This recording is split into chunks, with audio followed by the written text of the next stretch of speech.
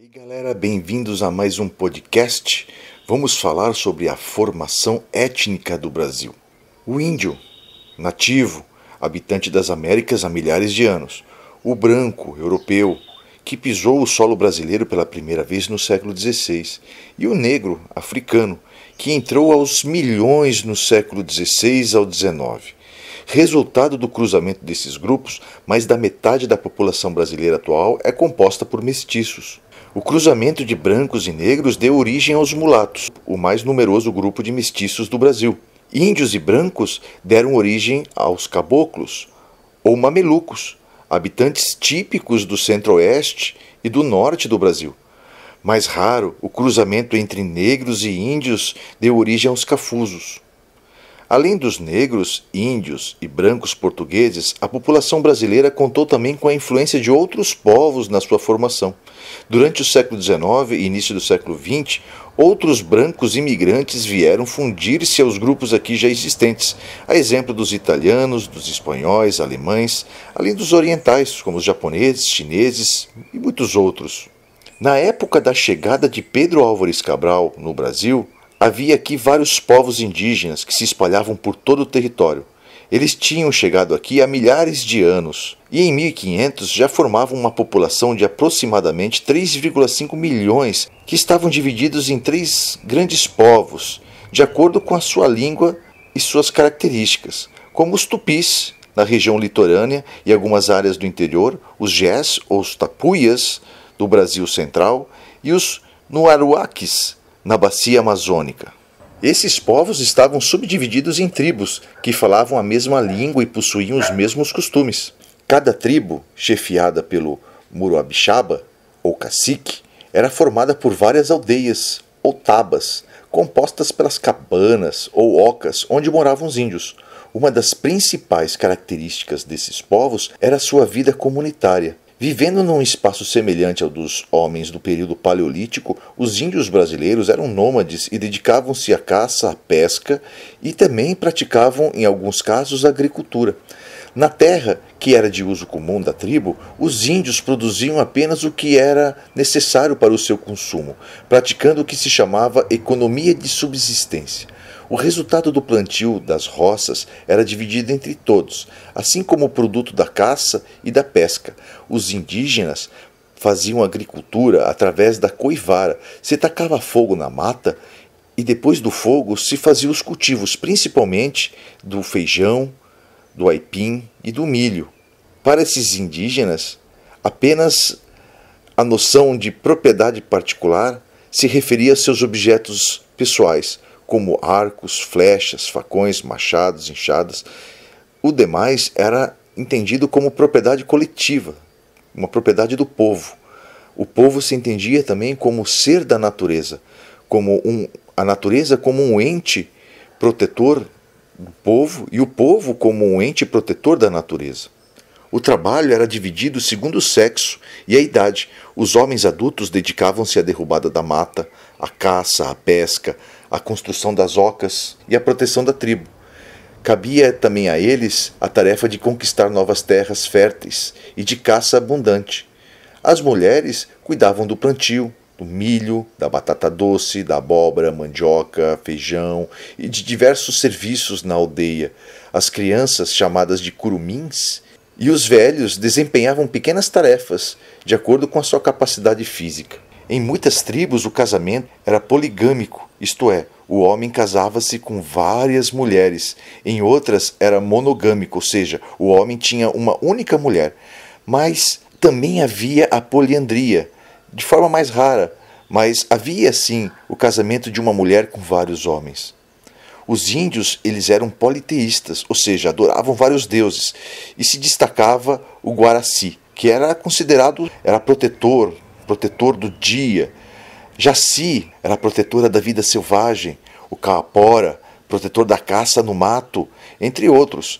O pajé era o chefe religioso e cabia a ele também tratar os doentes, e o pajé conhecia diversas ervas e magias derivadas da interação que esse povo tinha com a natureza em diversos anos de história. Os povos nativos deixaram inúmeras contribuições para o nosso tempo presente, como por exemplo no vocabulário, na alimentação, nas lendas, os costumes da população brasileira atual. Por exemplo, na língua, a gente tem palavras como cipó, jabuticaba, abacaxi, além de muitos nomes de acidentes geográficos ou cidades como Tietê, Juruá, Paraguaçu, Itapemirim, Itaiapu, Itajaí. Nos costumes, encontram-se diversos utensílios, como a rede de dormir, a jangada, a arapuca, muitos outros. Na alimentação, temos palavras como, e alimentos deles, como a tapioca, a canjica, a pamonha, o beiju, a pipoca. Né? Quem não gosta de comer uma pipoca? E no folclore, diversas danças, né? Como o catererê, as crenças, cobra grande, o curupira, saci-pererê e etc. Os padres da Companhia de Jesus, os jesuítas, que chegavam no início da colonização, tinham como intenção a conversão dos nativos ao cristianismo. Para isso, organizaram comunidades indígenas chamadas de missões, onde ensinavam a língua portuguesa e a religião cristã aos nativos, afastando-os dos seus costumes e tradições religiosas que eram colocadas pelos padres como coisas, né, do lado ruim. Essas missões se espalhavam pelo interior, de norte a sul do Brasil. Algumas comunidades missioneiras chegaram a abrigar milhares de índios, missões que depois se transformaram em importantes cidades. A atuação e importância dos jesuítas também ficou marcada no desenvolvimento cultural do Brasil durante o período colonial. Eles vão fundar colégios na Bahia, em Pernambuco, no Rio de Janeiro, em São Paulo, além de realizarem diversos estudos sobre a língua indígena e sobre as culturas, sobre o conhecimento dos índios. Um dos jesuítas mais destacado foi o padre José de Anchieta, que ajudou na fundação do Colégio São Paulo, que vai dar origem à atual cidade de São Paulo. Além disso, foi um grande estudioso dos costumes, das crenças e da língua indígena, e deixou diversas obras sobre o assunto. A atividade jesuítica com os indígenas e a proibição da Igreja Católica de escravizá-los contrariava os interesses dos colonos e daqueles que queriam os índios como uma mão de obra escrava para suas atividades econômicas. Inicialmente, o conquistador português desenvolveu relações de colaboração com os nativos, explorando o pau-brasil através do escambo e depois do cunhadismo. Mas foi durante o ciclo da cana-de-açúcar que se iniciaram as tentativas de escravização do índio, impondo a ele um regime rigoroso de trabalho necessário pela empresa açucareira, fazendo com que as populações nativas se revoltassem e não aceitassem as relações de trabalho obrigatória. A luta encarniçada contra a escravidão e pela defesa das suas terras, somada à não adaptação do índio à agricultura canavieira, levava os senhores de engenho a optar pela escravização de um outro grupo de pessoas, que os portugueses já estavam habituados a usar, principalmente nas suas ilhas de Madeira, de Açores. Era a mão de obra negra escrava, a mão de obra africana. Contudo, as regiões mais pobres da colônia, como a capitania de São Vicente, não podendo adquirir os caros escravos africanos, continuavam a organizar essas expedições para aprisionar e escravizar os indígenas, como vamos ver mais para frente no outro podcast. À medida que a colonização vai se expandindo, os índios vão ficando cada vez mais rebeldes, devido à expulsão de suas terras. A expansão branca pelo solo brasileiro transformou colonização em sinônimo de exploração e obtenção de lucros cada vez maiores. Eram as normas de um mundo capitalista em desenvolvimento, a despeito dos indígenas e de sua cultura. Século após século, o branco foi destruindo o mundo indígena, restando atualmente pouco mais de 200 mil indivíduos que apresentam variados graus de aculturação diversas. Há desde grupos totalmente integrados à sociedade branca, como os pataxós, os terenas e os guaranis nas regiões sul e sudeste, até outros isolados, sem qualquer contato, como alguns grupos da região amazônica. A maioria dos sobreviventes estão hoje restritos às reservas indígenas. Áreas delimitadas pelo governo, no entanto, continuam ameaçados em sua sobrevivência, pois suas terras são, muitas vezes, invadidas por poceiros, por garimpeiros, por pessoas interessadas na exploração da natureza, violando diversas regras, leis e desrespeitando totalmente as terras indígenas. A maioria das reservas indígenas estão localizadas em áreas do país onde se expande o povoamento. as chamadas fronteiras agrícolas. Assim, grande parte dos conflitos que existem são de grandes latifúndios, do agronegócio, que expande as suas fronteiras para cima da terra do indígena.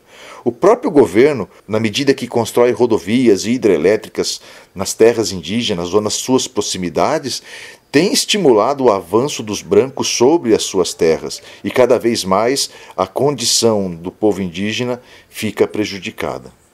A influência dos portugueses no Brasil foi marcante, pois, como conquistadores, dominaram os indígenas e trouxeram os escravos africanos, submetendo todos a seu costume, sua língua e religião. O colonizador luso veio para o Brasil com o objetivo de ser bem-sucedido na exploração da colônia, ter escravos, grandes propriedades e fazer fortuna. A maioria dos que vieram pertenciam a uma pequena nobreza, a uma burguesia mercantil, ou eram populares, lavradores e artesãos. Entre eles, vale destacar os fidalgos e militares, grupos portugueses ligados ao governo metropolitano que se transformaram na nossa elite aristocrática colonial, donos das grandes propriedades, dos grandes latifúndios e que passaram a ter um poder administrativo, os chamados também homens bons, como já falamos em outro podcast, os sacerdotes que cuidavam da evangelização e aculturação colonial e os cristãos novos, judeus convertidos ao cristianismo, que atuaram como comerciantes e grandes proprietários aqui no processo de organização da colônia. A mão de obra negra africana já era conhecida dos portugueses desde o século XV e já era empregada em diversas de suas colônias, principalmente próximas às costas da África, como o Cabo Verde, a Ilha da Madeira. Além disso, o tráfico dos escravos era muito lucrativo para os portugueses. Assim, a opção pela escravização dos negros atendeu a vários interesses. Solucionava o problema da mão de obra, substituindo a do indígena, garantindo então trabalho aos senhores de engenho e garantia mais uma fonte de lucro à coroa, porque o negro era comercializado como se fosse uma mercadoria. Os negros na África eles eram caçados como bichos pelos brancos portugueses. Os negros fugiam para o interior da África. Para tornar mais eficiente e rápida essa captura, os comerciantes passaram a propor guerras entre os próprios africanos, comprando os negros prisioneiros dos chefes das tribos vencedoras. Logo ganhou corpo o escambo. Os chefes dessas tribos locais, chamadas de sobas, vendiam aos comerciantes portugueses os negros capturados em troca de fumo, de tecidos, de cachaça, e os portugueses iam drogando, conquistando com drogas as elites dessas tribos que capturavam negros, e esses negros eram levados até o Brasil para produzir fumo, para produzir cachaça, né? E esses produtos eram utilizados para trazer mais negros escravos. O transporte dos escravos da África até o Brasil era feito pelos navios negreiros, chamados de tumbeiros. Eram navios que amontoavam os negros nos seus porões, e mais de um terço deles morriam na viagem devido às péssimas condições de higiene, de alimentação e dos maus tratos que eles ganhavam. O banzo, algo como uma profunda melancolia, era a principal doença que causava a morte. Era um estágio que deixava o negro escravo desolado, parado, imóvel, e ele morria, ou torturado, ou por fome e falta de água durante a viagem. Os sobreviventes eram desembarcados e vendidos nos principais portos da colônia, como Salvador, Recife e Rio de Janeiro. Completava-se assim a ligação entre o centro fornecedor de mão de obra, a África, e o centro colonial produtor de açúcar, o Brasil, integrados na empresa de colonização metropolitana, o Pacto Colonial. A maioria dos negros africanos que foi trazida ao Brasil pertenciam a um dos dois grandes grupos, os bantus, capturados no Congo, Angola e Moçambique, e os sudaneses, originários da Nigéria, Daomé e Costa do Marfim.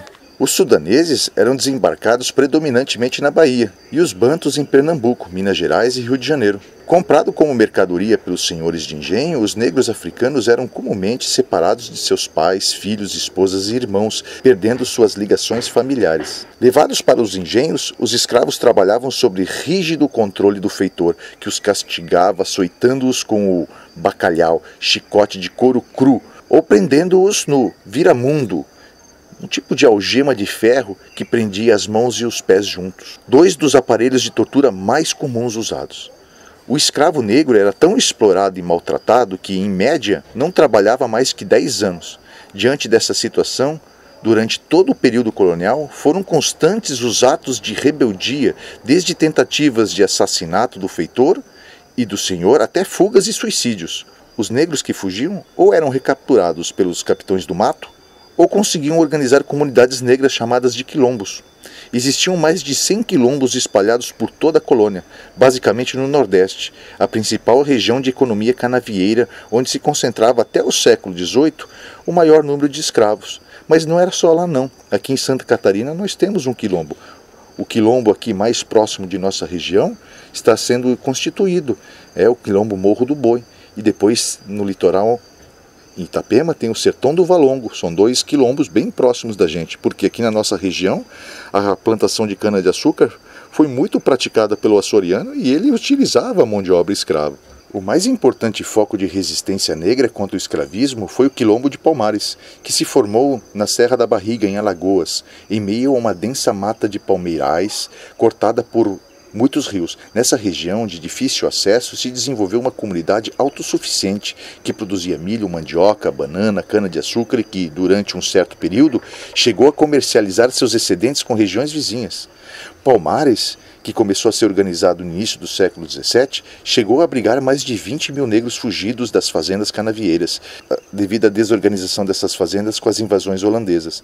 O quilombo era dividido em aldeias menores, chamadas de mocambos, e liderados pelos mais fortes guerreiros. Sobrevivendo por mais de 60 anos, Palmares conseguiu derrotar diversas expedições militares organizadas pelos holandeses, pela coroa portuguesa e pelos fazendeiros. Para os senhores de engenho, Palmares constituiu uma ameaça, um exemplo perigoso, pois o sucesso estimulava o desejo de liberdade e formação de outros quilombos. Em 1694, depois de um longo cerco, o paulista Domingos Jorge Velho, a serviço dos senhores de engenho, invadiu e destruiu Palmares.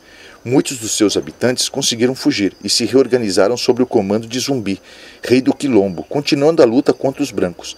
Em 1695, Zumbi, o símbolo da liberdade negra, foi preso e morto. Sua cabeça ficou exposta numa praça de Recife para aterrorizar os demais negros. A influência africana foi marcante na formação étnica e cultural dos brasileiros, coincidindo com as principais regiões de desembarque dos escravos negros, como o litoral do Nordeste, o Rio de Janeiro. A presença da cultura negra é marcante. As marcas africanas em nossa cultura são inúmeras, desde instrumentos musicais como o atabaque, o agogô, o berimbau, a cuíca, ritmos como o samba, o batuque e o maracatu, até heranças culinárias como o acarajé, a feijoada. Outra das fortes marcas dos africanos no Brasil são os ritos religiosos como o candomblé, a ubanda, a macumba. O Brasil foi o último país americano a abolir a escravidão. Isso aconteceu em 1888 e quando fez, passou a marginalizar os ex-escravos, que tiveram muitas dificuldades de integração na sociedade. O regime escravista deixou outras marcas negativas em toda essa população, principalmente uma mentalidade que o desvalorizava, reduzindo a sua remuneração, o seu trabalho manual, para algo parecido como coisa de escravo, desestimulando totalmente o desenvolvimento tecnológico e limitando o progresso desses grupos. Além disso, devido à não existência de uma remuneração dos milhões de escravos durante séculos, o mercado consumidor nacional foi mínimo. Assim, desmotivou-se o crescimento econômico do país voltado às necessidades internas, característica de que o Brasil ainda se ressente. Por tudo isso, a população negra e seus descendentes enfrentam ainda hoje condições difíceis, abrigando um maior número de indivíduos de baixa renda e de analfabetos e de desempregados nas áreas com maior criminalidade do país. Essas características reforçam atitudes de discriminação que, embora ilegais, ocorrem de forma declarada ou não, constituindo-se o que a gente chama de preconceito racial. Buscando fazer valer a dignidade do negro e eliminar manifestações discriminatórias, atualmente diversos movimentos negros atuam no Brasil buscando criar políticas públicas que amenizem essa herança negativa. Pois bem, pessoal, em resumo do que vimos, a população brasileira foi formada pelo branco europeu, o negro africano e pelo índio nativo. Hoje predominam os mestiços. A mistura entre negro e branco originou os mulatos, entre índios e brancos, os caboclos, e entre os índios e negros, os cafuzos. Os indígenas brasileiros, de forma geral, pertenciam a um desses povos. Ou eles eram tupis, gês, tapuias, ou eles eram nuaruaques, ou caraíbas. A sua organização comunitária visava garantir a subsistência do grupo através da pesca, da caça e de alguns cultivos básicos.